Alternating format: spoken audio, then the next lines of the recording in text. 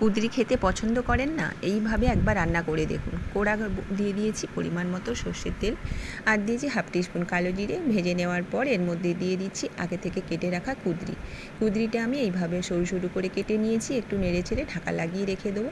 তারপর ঢাকাটা খুলে আবারও একটু ভালো করে নেড়ে চেড়ে কুঁদরিটাকে ভেজে নিতে হবে। এবার এর মধ্যে আমি দিয়ে দিচ্ছি আগে থেকে কেটে রাখা পেঁয়াজ আর টমেটো আর কাঁচা লঙ্কা কুচি দিয়ে সমস্ত উপকরণ আবারও খুব ভালোভাবে ভেজে নিতে হবে।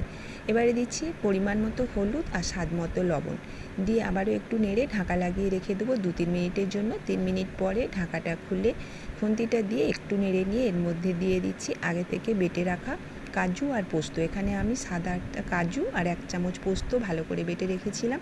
বাটা মশলাটা দিয়ে ভালো করে মিশিয়ে নেওয়ার পর দিয়ে দিচ্ছি অল্প একটু কাশ্মীরি লাল মির্চ পাউডার দিয়ে আবারও নেড়ে চেড়ে নিতে হবে। তারপর পরিমাণ মতো জল আর সামান্য চিনি দিয়ে ভালো করে ঢাকা লাগিয়ে ফুটিয়ে নিতে হবে।